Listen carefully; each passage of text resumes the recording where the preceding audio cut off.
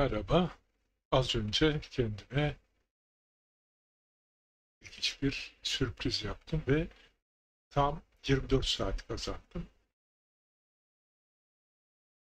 Nasıl bir olay? Bugünün videosunu hazırladım, YouTube'a yükledim ve o zaman fark ettim ki yarının tarihi 20 Mart değil 29 Şubat. Dolayısıyla bir gün kazanmış oldum çünkü ben bugün hazırladım. Yarın sabah yayınlanmak üzere hazırladım. Videonun tarihini 1 Mart olarak düzenlemiştim. Şimdi onu düzeltmek için bir takım çalışmalar yapmam lazım. Herhalde bir yarım saat, bir saat zaman ayırmak durumunda kalacağım. Biliyorsunuz ben e, bu haber özetleri videosunu bir gün önceden çekiyorum. Günün haberlerini akşam saatlerinde topluyorum.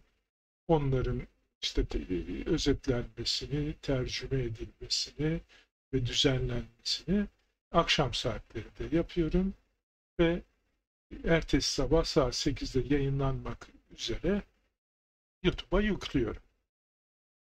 Dolayısıyla e, aslında bugünkü video e, ertesi sabah yayınlanmak üzere düzenlenmiş durumda. Ama Şubat'ı 29 değil 28 çekiyor diye düşününce bir gün kaymış oldu. Şimdi onu bir şekilde telafi etmeye çalışacağım. Bunu da bir anekdot olarak sizlerle paylaşmak istedim. Evet, bugün 28 Şubat, yarın da 1 Mart değil 29 Şubat olacak.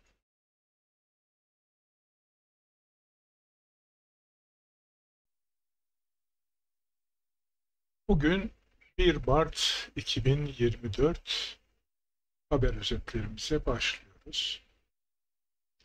Google'ın uyandırdığı AI sorunu neden kolay bir çözüm olmayacak? Google o zamanlar Bard olarak bilinen Gemini'yi piyasaya sürdüğü andan itibaren bu konuda son derece gergindi. Rakibi ChatGPT'nin kaçınılmaz başarısına rağmen şimdiye kadar davet edildiğim en sessiz lansmanlardan biriydi. Sadece ben Zoom görüşmesinde sınırlamalarını vurgulamaya istekli birkaç Google yöneticisiyle birlikteydim. Bitcoin nedir? Temel kripto para birimi terimleri ve anlamları. Her kripto para birimi işlemi bilgisayar programları kullanılarak gerçekliğini doğrulayan büyük bir gönüllü ağ tarafından blok zincirine ayrı ayrı kaydedilir. Bitcoin ağı için bunu yapmanın teşviki, işlemleri doğrulayan ilk kişinin Bitcoin ile ödüllendirilmesidir. Madencilik olarak bilinen bu potansiyel olarak kazançlı süreç, dünyanın her yerindeki insanların blockchain'i başarıyla güncelleyen ilk kişi olmak için yarışırken kullandıkları inanılmaz miktarda enerji nedeniyle tartışmalıdır. Raporlara göre Apple sürücüsüz elektrikli otomobil projesinin fişini çekiyor.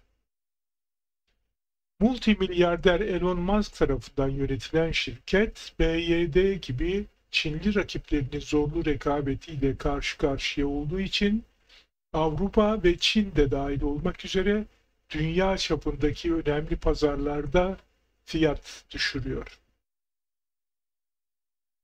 Pokemon Legends, ZA'nın açıklaması Nintendo Switch 2 söylentilerini yeniden alevlendirdi. Amazon Echo Hub incelemesi. Çıplak kemik akıllı ekran. Google Podcast'ler kullanımdan kaldır diyor. Aboneliklerinizi nasıl aktaracağınız işte. Size gerçek hayattan bir sanal güverte oluşturan Disney Imagineer ile tanışın. RIP Apple araba bu yüzden öldü. İnsanlık ısıya dayanma yeteneğini tehlikeli bir şekilde zorluyor. Büyük bir Stardew Valley güncellemesi Mart ayında geliyor. Fidye yazılımı grupları kanun uygulama baskınlarından daha hızlı geri dönüyor. MWC 2024'te gördüğümüz garip, çılgın cihazlar ve cihazlar. Pokemon Legends ZA 2025'te geliyor. Yeni bir Nintendo Switch eklenecek mi? Yayın dünyasında 4K Blu-ray'in durumu. Bu The AirPods Max modu USB-C yükseltmesini beklemeye son verebileceğiniz anlamına gelir. Müzik dinlemek için Spotify'a en iyi alternatifler. Android 101. Telefonunuzda yer nasıl açılır? Bir grup A listesindeki ünlü bana telefonumu nasıl kullanacağımı öğretti. Akara ev anahtarı desteği vaadiyle ilk Matter over Thread akıllı kilidini başlattı. Samsung Galaxy Z Fold 6'nın görselleri söylentiye göre Temmuz Unpacked'den önce ortaya çıktı. Vision Pro gözlerinize zarar vermiyor ama belki biraz göz damlası alabilirsiniz. Google CEO'su Gemini AI çeşitlilik hatalarının tamamen kabul edilemez olduğunu söyledi. Amazon'un Roadhouse'un yeniden başlatılması, telif hakkı ihlali ve AI ses klonlaması ile suçlanıyor. Bir Apple modlayıcısı AirPods Max'e bir USB-C bağlantı noktası ekledi. Siz de aynısını yapmak için bir kit satın alabilirsiniz. Eski Call of Duty tasarımcısı yeni NetEase stüdyosuna liderlik edecek. 2024'ün en iyi hızlı şarj cihazları. LG'nin en yeni OLED Evo TV'leri $1500'dan başlıyor ve $25.000 kadar çıkıyor. Ertesi sabah Apple'ın araba projesi ölmüş olabilir. Hiçbir şey telefonu 2A böyle görünüyor. Biden, Rusya ve Çin'in Amerikalıların kişisel verilerini satın almasını engellemek için idari kararnameyi imzaladı. OpenAI ve Midjourney eğitimlerinde Tumblr ve WordPress gönderilerinin kullanılacağı bildiriliyor. Apple Car projesinin sona erdiği bildirildi. 2026'da Paranormal Activity oyunu geliyor ve gerçekten iyi olabilir. Çalışma, yeni nesil güneş pillerinin tasarlanması için nano ölçekli sırların kilidini açıyor. Açıklandı. Karbon kredileri.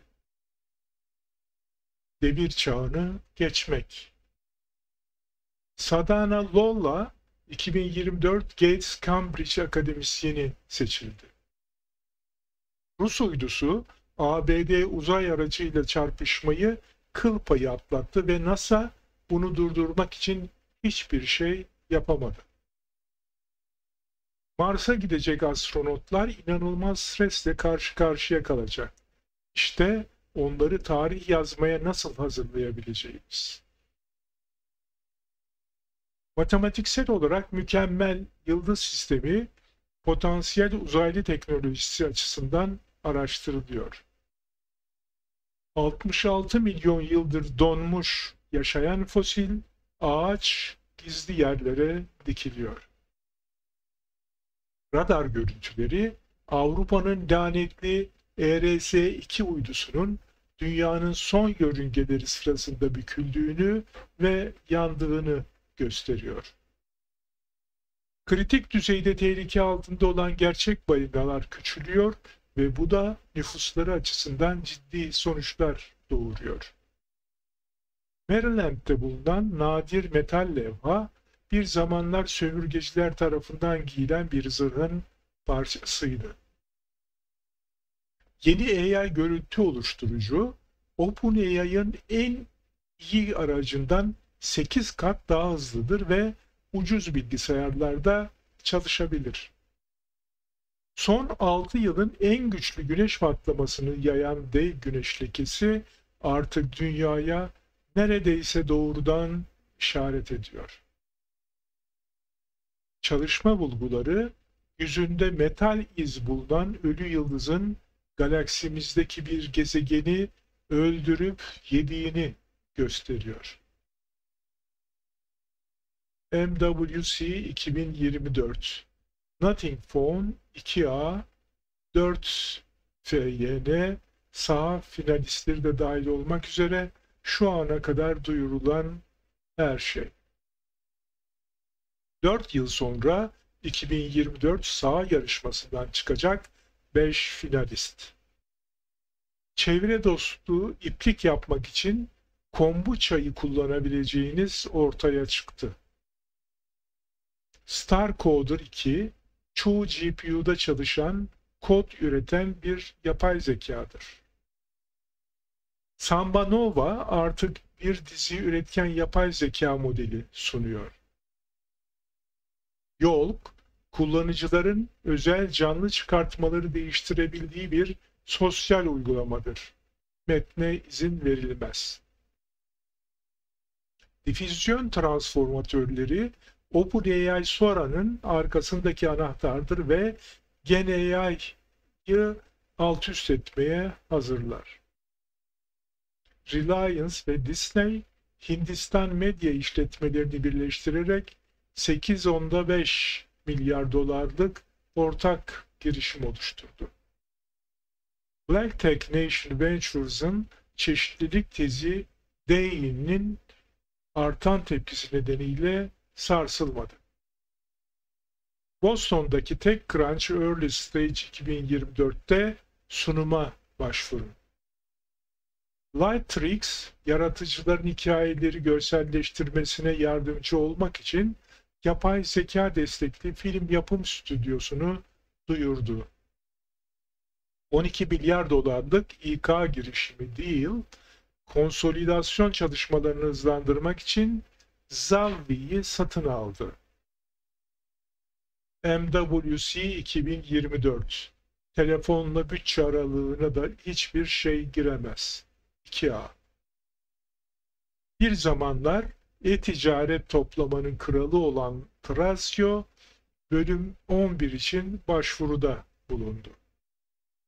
Daily Hunt, sosyal ağ girişimi Q'yu satın almak için görüşmelerde bulunuyor.